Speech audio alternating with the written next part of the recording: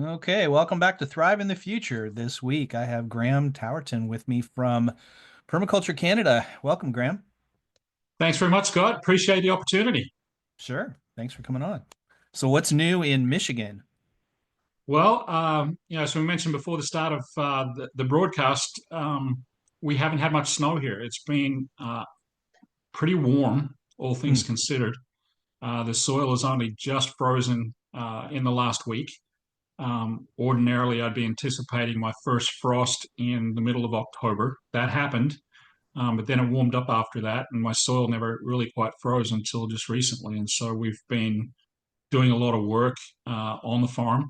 When I say we, during 2024, I've had the privilege of hiring my first intern, who's now my first full-time farm manager. Uh, Wow. and so, that gives me a lot more capability of getting a lot more work done. So I'm very happy to mention Julia Fouty as my intern. She's permaculture design certified Hmm. from Midwest Permaculture. Came up here in June to visit with me just to see if I had some work that she could do here. So we interviewed for a day, and then she came up for a week just to see what it would be like. And then she came up for 2 weeks, and then she decided she'd come up permanently. And we've been hosting her here in our tiny house on site. So she's a live-in farm manager for me, and it's made a tremendous difference to what I can get done here. Wow. How big's your farm up there? Well, so we started out at 2.3 acres. Really? So a little bit of history about how I purchased the place. So 2014, we moved up here from Texas, and I Hmm. moved up here to be the general manager of a biodiesel plant that's here in town. And in any event, we purchased 2.3 acres, the original 1850 farmhouse, all built out of brick, and all of the dairy barns and workshops and everything on that 2.3 acres. And we purchased it for the princely sum of $80,000. And Wow. we kind of lucked into it. When I first contacted the realtor, he said that they had three offers, and then once people had inspected it and realized how old it was, all the offers were rescinded. So I walked in and did my inspections and made a cash offer for it. And so that was in 2014, and it was basically surrounded by 157 acres of corn and soy wheat rotation, and the 2.3 acres that we have with all of what used to be the dairy operation for a combined grain and dairy feed operation. So, Hmm. so then fast forward to 2022, and we're in California from 2018 to 2020. And we learned that there was a solar farm that was going to come to town and develop the property around us. Hmm. And they contacted me in 22 to basically say, hey, what would you like in order to be a really happy neighbor? And so I said, I'd really like to have some fencing materials so that I can screen out some of the view places, to not see the solar farm every moment. They gave me that. And then I asked for some solar cells to put on my barn. They couldn't give me those because they had a fixed lot coming from China for their panels and didn't have any left over, after their maintenance needs for the next 30 years. So they gave me some cash instead for that. And then I said, well, what I'd really like to be really happy is if you could give me 4.6 acres of land, 5 acres of land, and square me off, because I'd been keyholed from the front street with all the land around me, and I was just surrounded by farmland. And so what I said, if I could have the land to the east given to me, so that I can then expand my farming operations and actually have some dirt to play with, because most of my land that I had with the 2.3 acres was sitting under concrete and buildings. Right. And so they said, well, why would we give it to you? And I said, well, you can't put any solar panels on it. So you're not going to have any income for the next 30 years. And you're going to be paying property taxes at your new rate for 30 years with no income. So I said, I'll take that burden from you. And the guy, the CEO of the company, he said, that's an accountant's dream. So they gave me the deed for that in December of 2023 for 4.6 acres. So I took over the management of that land then pretty much as soon as I knew that they were going to give it to me. So in September, I started, plowing up rows for planting asparagus and raspberries. And so that's what I planted in 2024 in spring and through summer. Hmm. It was 1,000 raspberry plants, 1,000 asparagus plants in Wow. seven rows. And I'm taking the approach of doing it as a permaculture trial because I just don't want to be monocropping, with perennials. I want to actually, try permaculture in these rows. And so I've done things like plant strawberries at the ground cover level for underneath my asparagus and underneath my raspberries. Hmm. Because those are both pretty much vertical crops, right? And so then I've interplanted, down the center of the rows, I've got peach trees on 10-foot centers. I've got comfrey in the center of the rows. I've got catmint in the center of the rows, etc. So I'm trying to do a permaculture trial so I can demonstrate, hey, you can do this and also do it in a commercial fashion. And I've made these rows 150 feet long. I know how many plants are in each one, so I can then, once I start producing, I can, determine what my yields are and calculate and show what the profitability is, for my 1,000 raspberry plants, my 1,000 asparagus plants, and whatever other yields that I get from everything else that's going to be in those rows, whether it's strawberries, I've got garlic in there, I've got lavender, all kinds of other different things in there. So that's really all that started in 2024 was all of that premised upon the land that I got given to me and took the deed in December of 2023. Goodness. Um, and so, and then to add further progress, I guess, reports on the land. About 2 months ago, the same solar farm folks contacted me and asked me if I could manage all of the buffer zones around the outside of their fence on the two sections of land that they've got. And that works out being about 40 acres. And Wow. they've basically told me that if I can manage the vegetation so that they don't get any pressure from the county or the township for having weeds growing everywhere, then I can plant whatever I want as long as I don't shade the solar panels. Hmm. So there's certain setback requirements they've got for based on the heights of the trees. So with the chestnuts that you've sent me the seed for, if I plant a chestnut out there and let's say it could get to 80 feet tall by the time it's mature, I have to be 240 feet back away from the nearest panel so that I don't get any shading. But they'll let me plant whatever I want on the south side of the field because the orientation of the panels, is they rotate from east to west with the sun, and they don't care about any shading from the south. So Really, they don't care about any shading from the south. That's no, they don't, interesting. because in the wintertime those trees will lose their leaves. I'm Yeah. not going to plant any 80-foot evergreens or anything like that. They just Right. don't exist for here. So in any event, yeah, I've got this now. What's essentially 45 acres of land that I can play with here. Hopefully in the next 30 years. So what are my goals for 2025? That's a how long is a piece of string question for me at the moment because I'm trying to figure out first how to get all of the resources that I need to manage that land effectively. Hmm. Um, how to get all the people that I need to help, because Julia and I have already recognized that, despite the fact there's now two of us working on this, that the work list, is still beyond two of us. Sure. And, then continuing on with, the theme of these permaculture trials that I'm doing with the raspberries and the asparagus, what else can I plant in there? And, progressively planting out the 4.6 acres that I got in December 2023. Hmm. So flipping back to 2024, what's been done so far. I've probably planted 400 or 500 trees so far around the property. Lots of seedling trees from Arbor Day Foundation for evergreens and stuff to create some snow barriers. Trying to create a few wildlife corridors as well. I've got a creek to my east, just off the east side of the land that I just acquired. And so the deer tend to run right through my raspberry patch and my asparagus patch every night. So I'm trying to create a bit of a corridor to direct them down to the water and along the creek instead of through my property and let them go through the neighbor's soybean field instead. Hmm. So I planted a bunch of trees and raspberry bushes, like the wild raspberries, that kind of stuff along, that corridor to try to, direct traffic, so to speak, for the deer.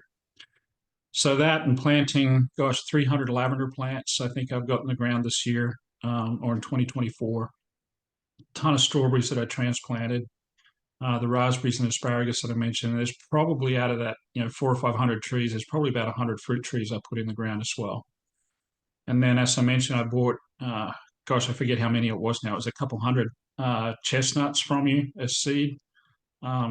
So, funny story that, I shared with you through Telegram, I think it was that, I lost, or on Facebook perhaps, but I lost some of those. Well, they're not lost, but they're just not where I know where they're at. The squirrels got into my pot and dug up, one of the pots and have probably buried them out in the field somewhere, but I'll find them hopefully in the spring when they all come up. Oh, wow. So one of the things that I've always liked, the chestnut tree. It's always been something that I was, a little bit saddened about when I first came here and learned about, the blight that had wiped out, the American chestnuts. And so the fact that you've got chestnut seed and I can grow them here in Michigan, it's like it was too easy for me to get a couple hundred of them from you and put them in the ground. If I only get 50 of them to come up, that's more than I've ever seen in my life. So Sure. I'll plant those out most likely in that east field, as part of that wildlife corridor, and my grandkids will get to enjoy those when they reach maturity. Oh, yeah, that's great. Wow. Yeah, I'm gung ho on those chestnut varieties that I got in the fall. I'm really excited about it. I went down to Charlie's Chestnuts. I think I told you this story, but the I was working on my permaculture design implementation, ran out of time. My excavator job turned into 2 days, but they had a U-pick down at the chestnut farm. And it was an opportunity to get seed with that's not treated because usually they treat them and then sell them to the store and you can't get them otherwise. So I went down there and they remembered me because I had talked to them by email and arrived with 15 minutes left of the day. And then Charlie's wife said, "Hey, you need to meet Charlie," and he gave me a guided tour of the orchard. And he said, "Yeah, you want to pick this up, you want to pick this up." And this was late season, so most of them were the hybrids, Yep. and not just the Chinese chestnuts. Yeah. So, and they were huge. Those ones that I've had pictures of that the what are they, revival, that are almost as big Yeah. as my palm, Yeah, exactly. you Those were know. massive. I couldn't believe how big, the ones the few that you sent over to me just to try out. I'm like, my gosh, they're the biggest chestnuts I think I've ever seen. Yeah, I spent so much time talking that I didn't pick up enough chestnuts. But fair enough, right? Because I mean, he's part of the local scenery, I guess, as an expert in chestnuts, correct? Yeah, and then what he said was that people are asking him for chestnut trees and seedlings all the time, but he got into some argument because he's only organic, and he got into an argument with the state because you have to have a live plant license, Uh-huh. and they told him that if he had that, he had to spray them. And I think they meant if you're going to send them out of state, then you have to spray them Yeah. and stuff. So then he said, "Hey, I'll just send them to you because you're growing them in mostly in pots. Yep. When I grow them in the ground, I can't get them out of the. I have too much clay soil, even if I put a whole lot of compost in, and if I dig them up, the taproot gets just disturbed too much. Yep. So I've been growing them in, either raised beds that I have air, air gapped or air pruned, or just plain old pots and buckets. So yeah. Yeah. So I mean, following your lead, then, one of the things I'd like to do is sell, chestnut seedlings. Hmm. I had the dickens of a time trying to get hold of chestnut trees Right. in the Midwest. And, the one that I did get was a Chinese chestnut from the local nursery. I managed to pick one up that it was on sale at the end of the season. I got it for $60 Hmm. and it was 2 feet tall. And, Yep. so for me, that's an expensive tree. Oh yeah. And, then I realized, oh gosh, I needed two of them so that they could cross pollinate. And I never got a second one at this point. So, Hmm. so with my work, in permaculture and, the properties that I'm doing work on, you know, quite a number of chestnuts have been designed into the properties that I've been working on as the installer. And so, I need to have those available just so I'm not spending, like I said, that tree was on sale. It was 50% off. So ordinarily that 2 foot tall tree would cost me $120. Right. And so if I've got then hybrid chestnuts available, courtesy of your seed, and then able to create seedlings, I think I can plant them here and dig them up because I'm really sandy soil. Hmm. Um, I can't even hold water for a pond or anything here because of how sandy it is. I'm right at the edge of, where the glaciers, sort of stop their, southward push. Oh yeah. Um, and so I've got, just a tremendous amount of sand. I think, I can grow a lot of different trees and put them in the ground and then dig them up a year later or 2 years later as seedlings. So That's cool. Yeah, I think there's a I think there's a quarantine where you can't send chestnut trees to Michigan. correct. And Yeah. that's the problem, right? So I have to find a supplier in Michigan, Hmm. in order to avoid that quarantine issue. So for whatever reason it is, and I've never truly discovered the reason, though I've looked far and wide within the Michigan Department of Agriculture to find out what the logic is. I don't know if it's just a hangover from the chestnut blight, that they don't want to have the disease risk in here. We've got other vague things that occur here where we can't grow black currants in Michigan because they are a host for the white pine blister rust that could destroy the pine trees that are used for producing all the paper here in Michigan. Sure. So, that one makes sense to me that, they want to try to control the white pine blister rust. But with the chestnuts, I've not really understood. But it's funny, every time I've tried to buy a chestnut, I'll play dumb a little bit, with the nursery that, I'm trying to buy it from. And, there's been a couple of them, like Rain Tree Nursery out in the Pacific Northwest that say, hey, look, we just can't ship it to you. We'd like to, but we can't. I did actually find, and I won't name them, but a nice little permaculture nursery in upstate New York that actually did ship me 10 chestnut seedlings, bare root. So I got those in the ground this year. And I'll hopefully have, I don't know, 10 years from now, maybe start getting a crop. I got no idea how long it really takes to start producing chestnuts in any quantity. Takes, yeah, 5 to 10 years. The first ones will come up at 5. One of the things I've been reading about a lot over the last month is those extra micronutrients that boron especially is important. And so I'm going to try some of that this year and mix in some boron and some other things. Some people actually use orchid fertilizer because it's got boron and it's, chestnuts need a acidic soil, and I don't Yep. have acidic soil. So it's and some people fertilize it with that.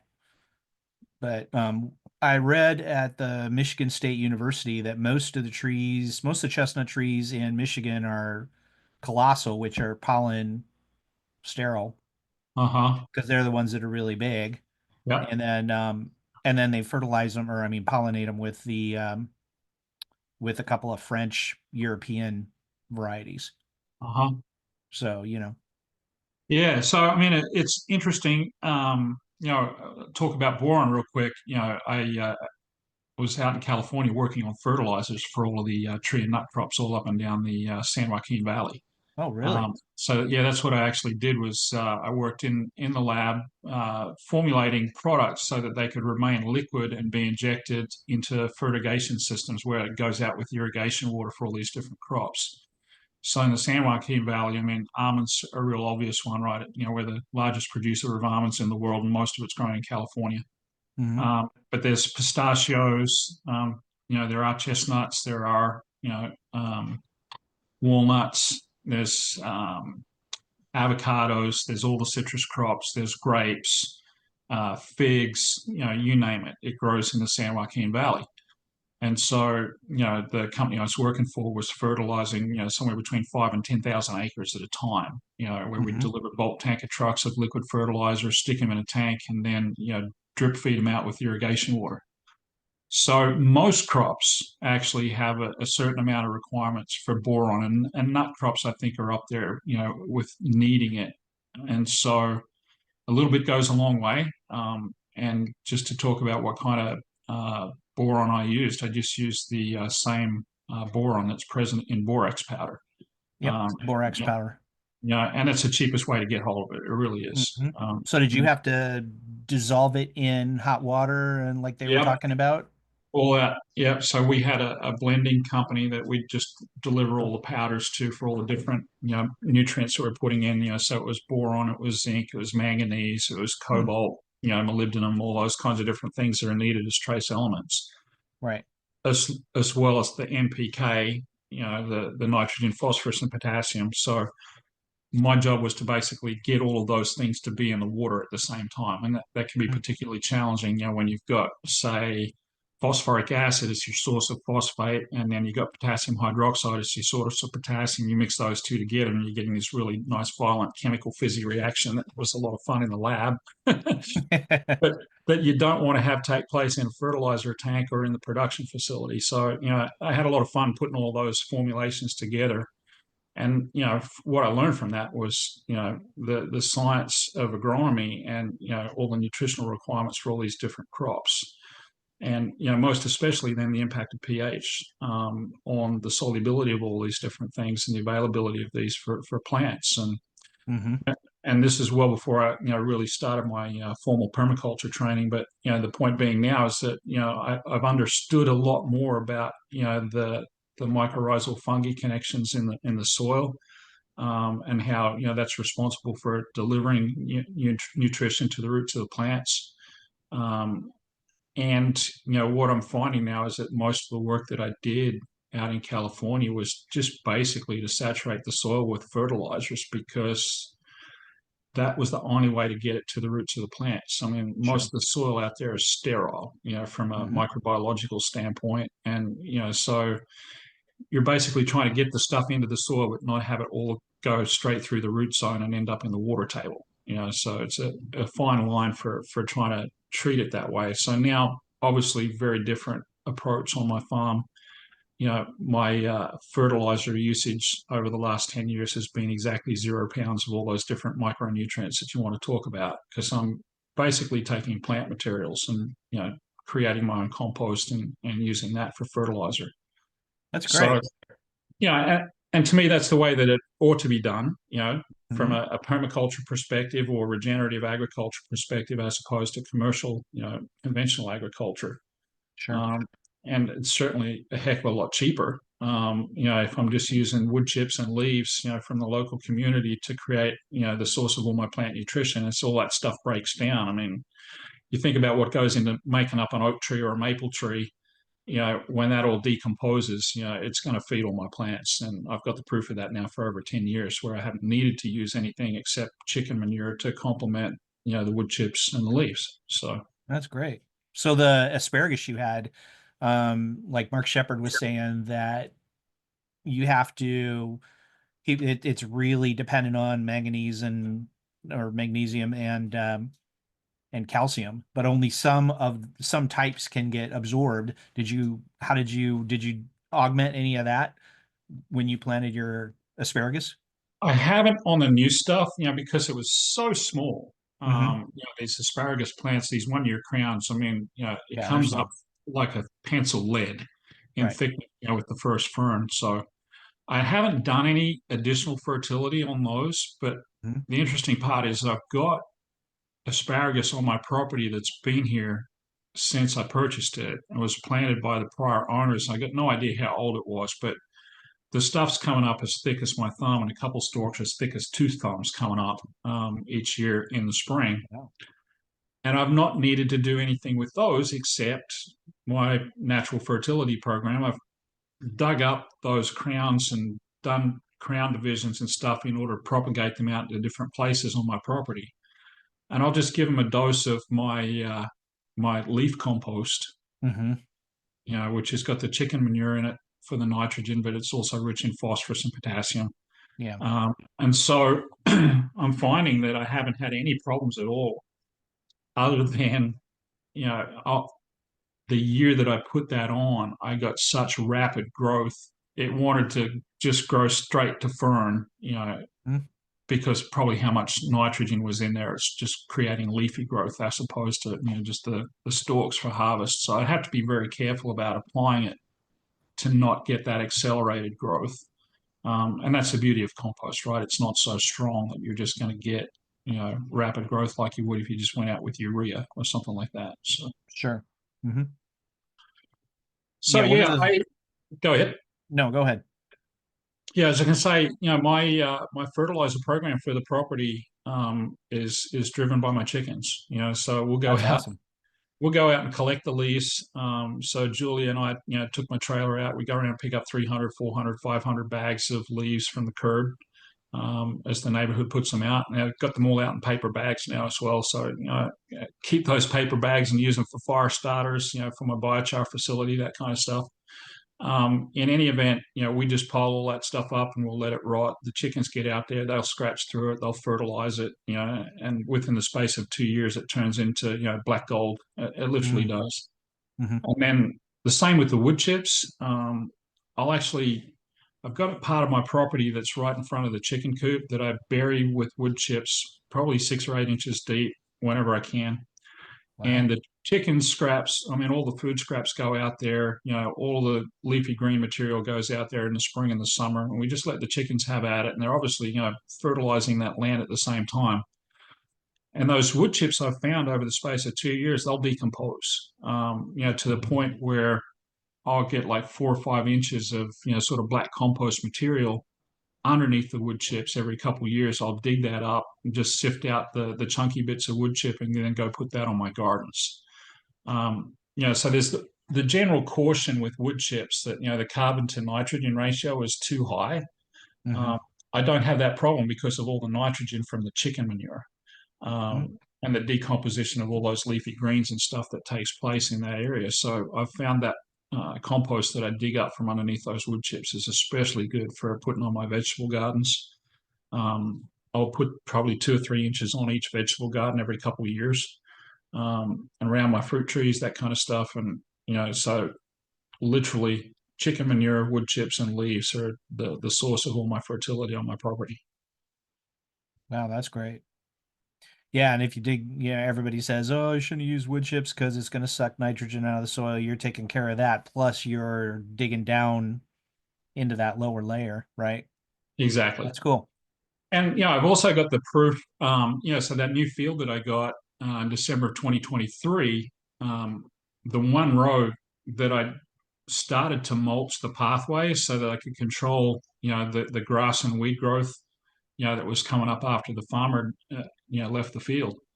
And so I mulched about 30 feet of one row, with a load of wood chips that I got, and stopped after that because I ran out of wood chips until there was another load came, and I never got back to finishing that row out. Hmm. But I did plant the row, and I planted the peach trees, like I said, on 10-foot centers, comfrey in between, catmint, some thornless blackberries along the outside edges, strawberries, etc. And I had mulched half of that in the row itself, so around all those plants, I'd also put in the wood chips. Hmm.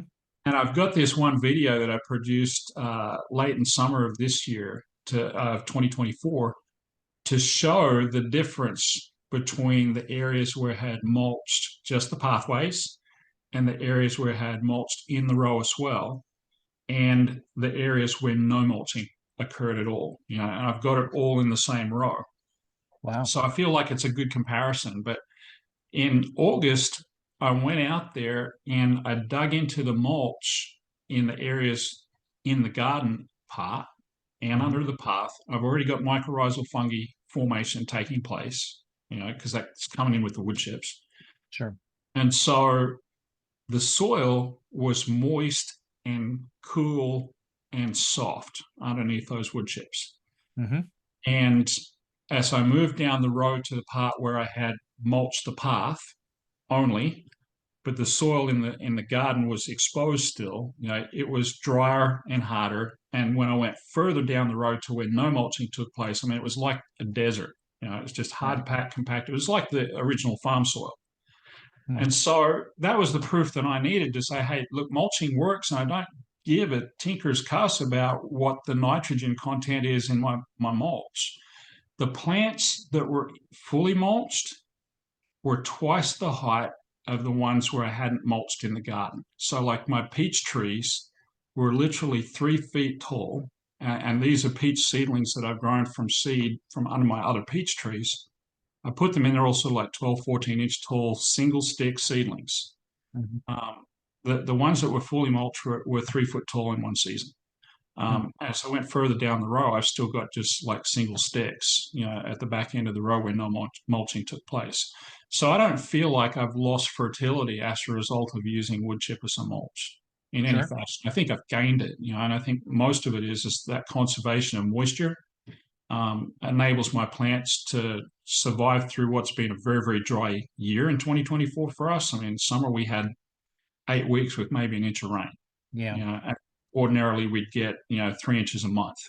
Hmm. So I feel like I've proven the point for myself, and I've got the video footage that I put together for it, and I think one of my Instagram posts from back in August has it. But in any event, that mulching works for me. And it doesn't matter where I am in the world. I mean, I learned to mulch in Australia because of how dry it is. Place where I lived last in Australia, we'd get 6 inches of rainfall a year. So if you didn't mulch, you had no moisture in the soil. Sure. And so, that's a habit that I've continued here, and it works for me. And I don't see the loss in fertility that most people talk about. So, Well, that's great. Yeah, I have to mulch everything with wood chips just because it just dries out. We get no April showers bring May flowers. We get dry all the way up to May, and then we get torrential thunderstorms and drought in between. So, and this year it rained all the way up to July 4th, and then it was super drought after that. So it was yeah, really weird, and everything had a ton of growth, and then it wasn't able to sustain that growth in the latter half of the summer.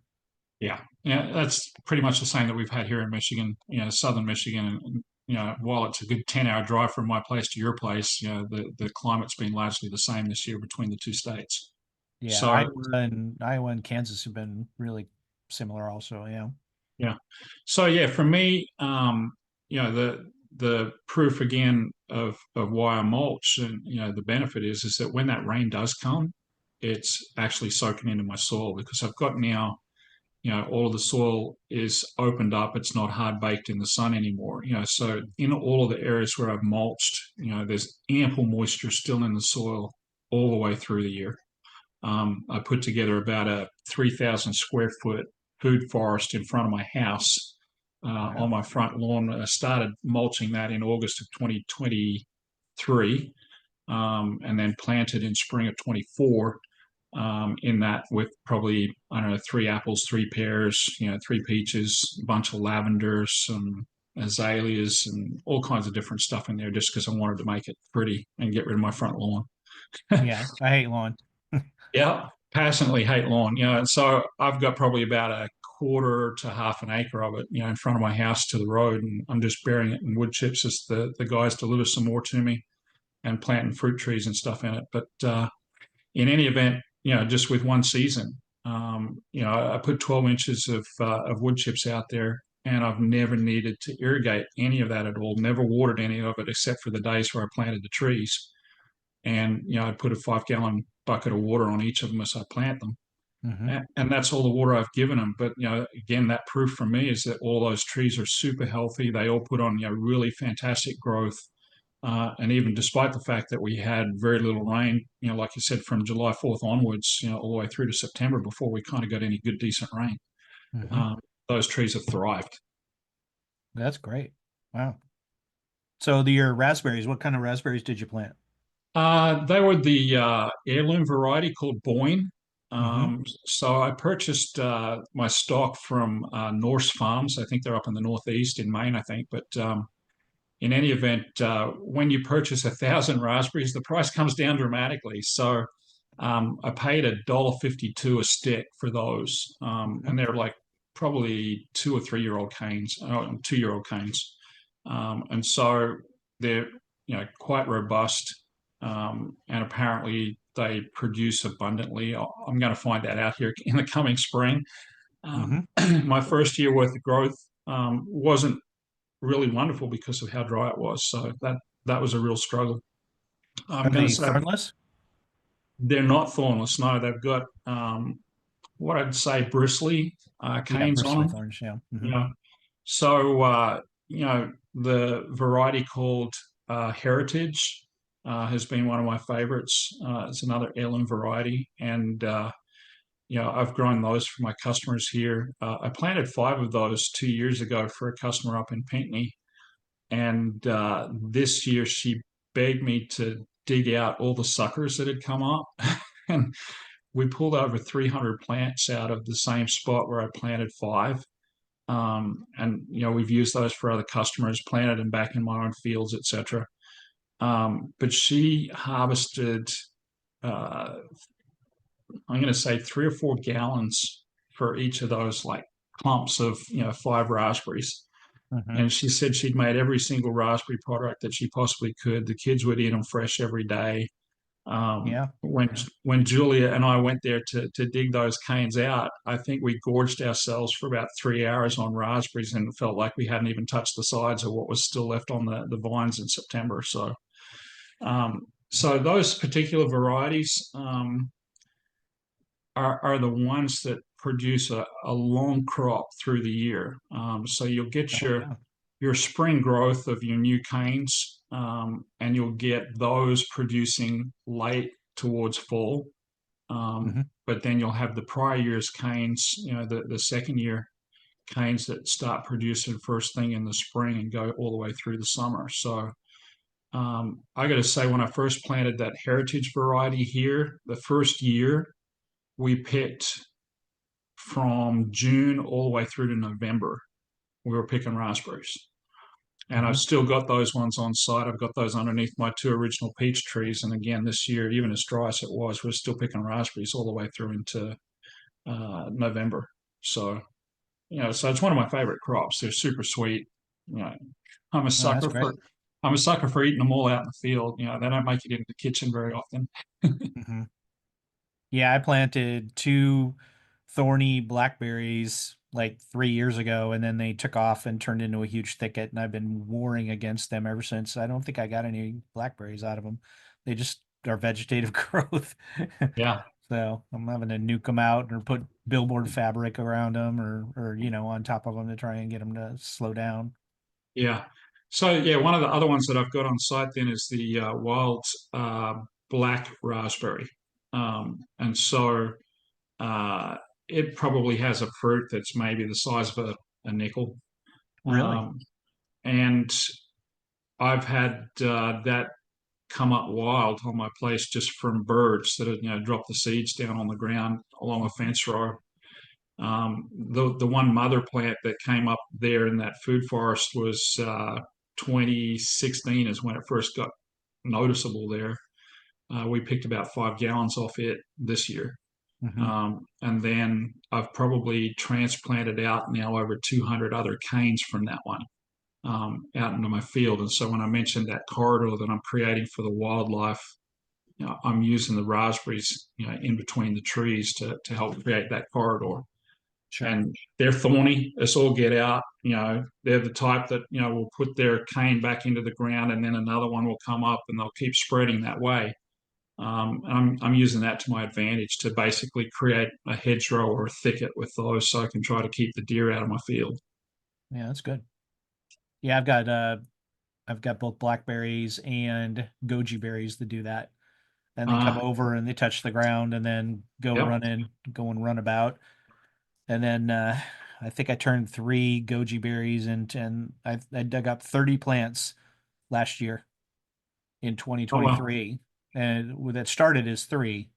And so, yeah. Yeah, gojis are pretty good like that. I got given 3 little canes by one of our Hispanic friends that's here in town, and I'd never tried them before. I'd bought some dried ones before as a packet, Mm, and you know, they seem better when they're dried to me to taste. yeah. The fruit can be a little bit of a bitter aftertaste when it's fresh, that I Mm, don't quite agree with, but in any event, I like them just because they do produce abundantly. You know, with no care whatsoever, you're going to get a crop of goji berries. right. Um, and they're a good hedgerow plant as well. So mine are in the bottom of my food forest. in what we call our tiny forest between two of my barns. And I've probably got 20 or 30 plants out there right now that I need to dig up and start moving here in the spring. So Hmm. Yeah, I'm going they, to start using the also filling in the different. So the raspberries come up earlier, the blackberries tend to come up earlier, strawberries, of course, and then I've got bush cherries that fill oh, that gap in May and June. yeah, So, and then I'm wanting to spread those out a little bit more too. yeah.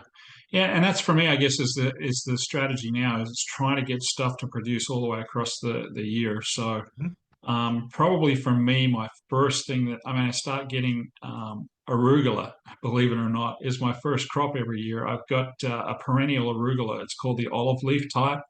Um, Really? it's a complete different scientific name compared to your, I think it's Erica sativa, is your Sure. arugula that you buy in the grocery store.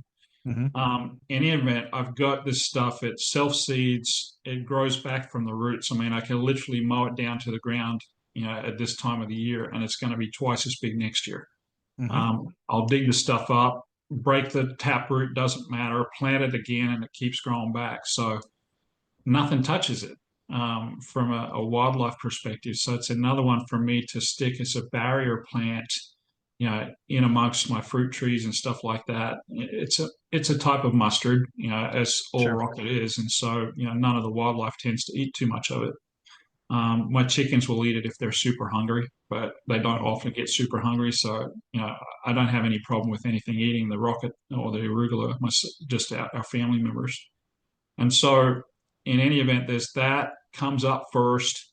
Then probably next is my strawberry crop. So I've got a bit of a gap between when the arugula starts to show itself, which can be as early as April. Hmm. My asparagus has been quite variable depending on the how warm the winter is and the spring is. Hmm. So I've had in the 10 years that I've been here, that existing asparagus that was on the property has started to come up as late as June or as early as April. So my asparagus crop was actually finished this year in May because of how warm it was that we had during our winter. So we had a situation where we had a 70-degree day in February with a really, really warm week of like 50 to 60-degree weather. Yeah. And that brought all of my trees into early bud break and blooming, you know, Hmm. and then followed up with hard freezes all the way through April, pretty much killed all my tree crops. So I think, was it 2 years ago, I harvested 200 pounds of peaches off two trees. Hmm. I've got six apple trees in my orchard, and the same year we had the next year we had 500 pounds of apples off five or six trees. I could count the peaches on both my trees this year on the fingers of my hand. Wow. I got no apples. I got seven cherries off two trees. I got no plums. I got maybe half a dozen pears, and the groundhogs beat me to those. They climb the trees, the dang things, and eat the fruit, believe it or not. Really? So the only thing that did really well for me this year was mulberries and strawberries and blueberries and blackberries and raspberries. All my berry crops seem to be okay. Hmm. And I think it's just because most of those are, woody canes and whatever, and maybe they just don't break bud that early, Yeah. or because they're closer to the ground, perhaps it wasn't as warm there. So in any event, that was all I got this year. So I'm now looking to, try to, you know, fill in the gaps first, between different crops that I harvest, and then also try to create a little bit more resilience for what happens with these funky springs that we can get here. And I'm Yeah. sure you've got the same problem in Kansas that depending on whether you've got warm weather coming up from the Gulf up through Texas or whether you've got cold weather coming down from Canada, it can change dramatically your spring season for you. Yeah. 2020 and 2021, we got frost in May, Uh huh. which is unheard of. And then, because the last normal frost is April 20th.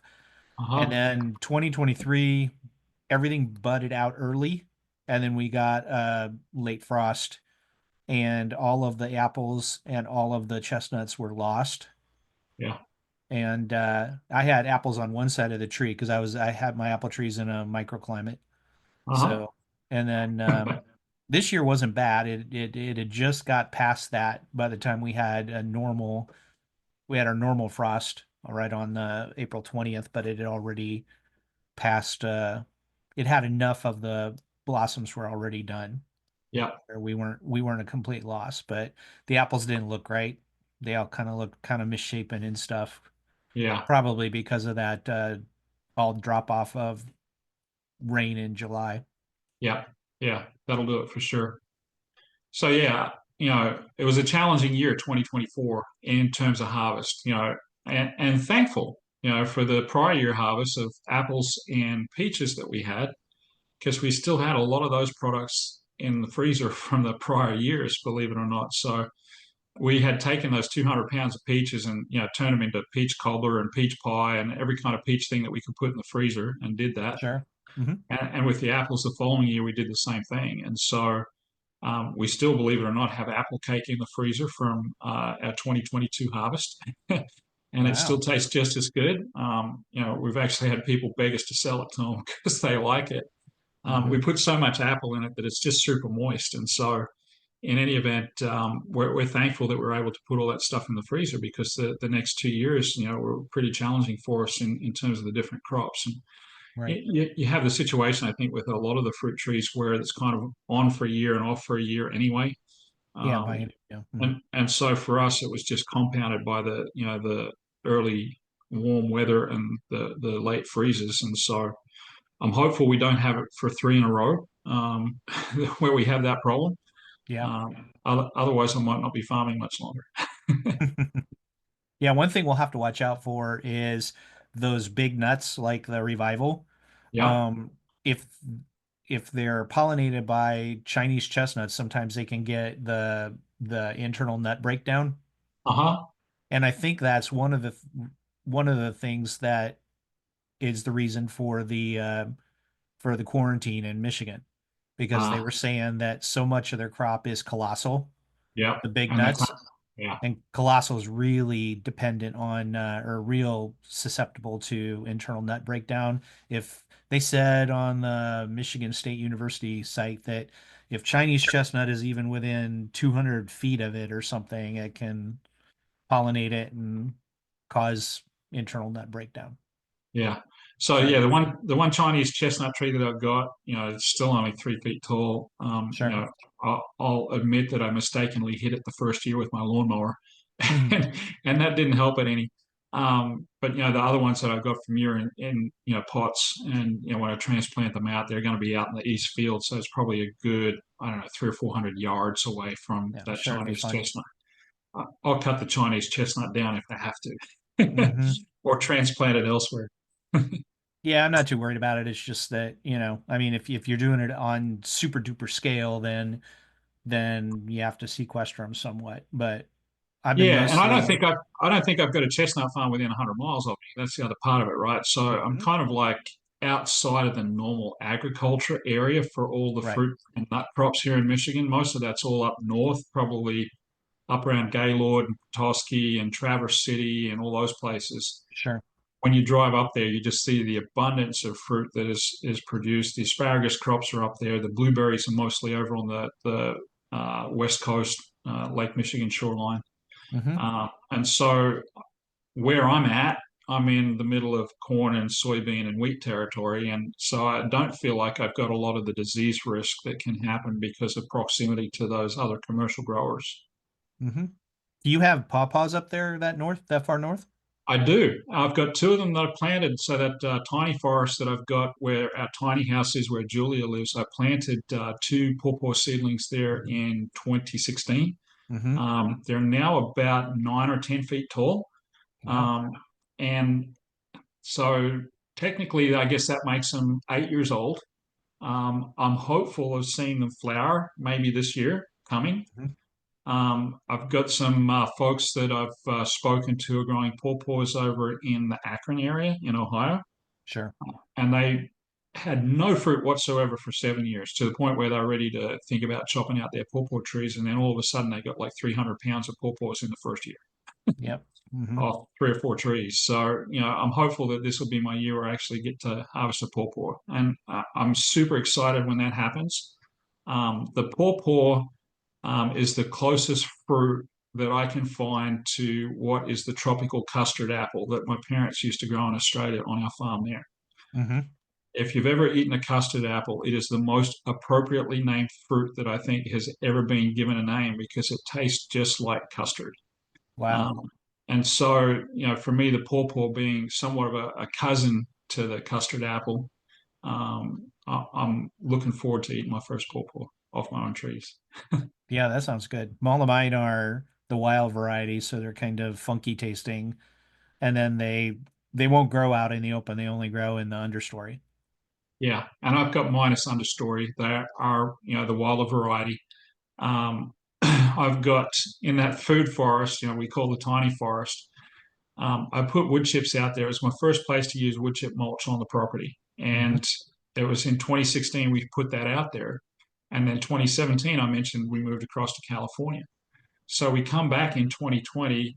My two oldest kids were caretaking the house, and I use that term loosely because they weren't really taking care of it, but they certainly weren't taking care of the garden at all. But so I come back and take a look at that tiny forest that had just come up out of the wood chips. And I had two maple trees, a black locust, a bunch of elderberry, the wild raspberry, a bunch of mulberries had all come up just out of the wood chips. Hmm. And the elderberries, we probably harvested, I don't know, 50 pounds of elderberries in the Oh first yeah. year. Just a massive amount of production, and they keep spreading out. The black locust was already 25 feet tall when we came back in 2020, and it's now like close to 35 feet right now. Wow. I had a couple of wild Kaleri pears come up. I've cut those out because they're one of my least favorite trees. They're super Hmm. brittle, they break easily. So in any event, I've actually planted my pawpaws in underneath my black locust and maple trees in the back end of that tiny forest. Wow. That's where I've got my goji, and the elderberry sits nicely in amongst that all as well. So Hmm. it's super shaded there. In the summertime, you can go sit there, and it's probably 10 degrees cooler in that tiny forest. And the pawpaws are doing fabulous, because they need that shade. So. Yeah, that's great. Wow. Get me all excited. I get excited right after the winter solstice. The normies don't get excited until April, but Yeah, I mean, Julia and I were walking around rugged up outside. It's 15 degrees. Today was sunny, and so we're out there and we're just enjoying the sunshine. And it felt a lot warmer just because the sun was out. But we're like, when can we plant anything? And I'm like, Julia, it's January, yeah.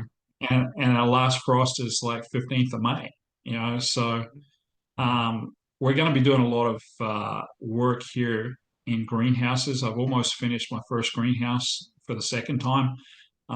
In any event, we'll close that in here probably in the next week or two. We got all the posts in, we got the roof and everything on, and I'm going to put some thermal mass water heat in there to level out some Wow. of the colder temperatures in February. But I'm going to try to use that in March to start growing some of the vegetable seedlings that we want to put out. Julia wants to go straight from 0 to 100 miles an hour and planting everything she can, and I'm not going to discourage that for a second. Sure. So we're hoping to put a lot of vegetable seedlings together because, again, for the work that I do for my customers, they want their vegetable plants to complement the permaculture gardens that I put together. So they're happy for me to come back and put all that stuff in the ground for them every spring, to plant their tomatoes and their peppers and beans and all that kind of stuff as well. So we're going to try to see if we can supplement our income by selling plants instead of buying them from the big box stores. Yeah, that sounds good. So you put permaculture stuff along the outside of the gardens and then plant the annuals in the middle? Yeah, well, somewhat a mix of both, right? So a lot of the places where I've done work, I've had to put up an 8 foot tall deer fence just to protect the garden, because people are pretty much in the woods. So you put that fence up, and according to the principles of permaculture and function stacking, is if I build a fence, and I'm going to grow everything that I can on it. Right. So I've put beans, the Kentucky Wonder pole beans. I grow them up the fence. Um, cherry tomatoes, salad tomatoes, Roma tomatoes, all those go on the fence. I've got grapes. I've got other, vining perennial crops on there as well. Hmm. I'm probably going to put some hops on some people's fences because they like them. And so, I'll try to use that fence. And then what I'll do is I'll put, things like the raspberry canes at the bottom of that fence in the vegetable garden or the beds along the bottom of the fence, Right. blueberries, that kind of stuff. Then I've got bigger beds that I put together for then the staple crops like your squash, your corn, your potatoes, those kinds of things, which kind of sit in the center. And Hmm. then I've got fruit trees then in amongst all of that with all of their support plants and stuff around it. So Wow. if folks are interested, they can go to my Instagram page. I'm just at Graham Towerton, and then you can see most of the permaculture work that I've done for my customers here in Michigan. You can see all that with the fences and everything else. So. That's cool. Wow. That's great. So how can folks get a hold of you or contact you, Graham? Yeah, so Permaculture Canada, we're permaculturecanada.world. So I'm the Chief Operations Officer. Lindsay Brandon, I think you've had on your show as well as the Chief Sure. Executive Officer. So we work closely together. We got a lot of stuff that's coming up already. We're about to ship out to California to do some site visit and install work out there early this year, and hopefully supplement our winter income. And then we're headed to Florida in February. So if there are folks who are in Florida want to get hold of us, we can come do site visits and do consultations. Probably the second and third week of February, we'll be down there. And then getting hold of us, just go to the website. You can make a booking there for a free consultation on that website. You can come to me at permacultureadventuresmi.com, permacultureadventuresmichigan.com. And I've also got, free 1 hour consultations up on the website right now. And we'd love to chat with anyone about what they'd like to do to start their journey or continue their journey with permaculture, regenerative agriculture. So we'll take all comers. That's great. Excellent. Thank you, Graham. You're very welcome. It's been You fun, bet. as always. Excellent. Thanks.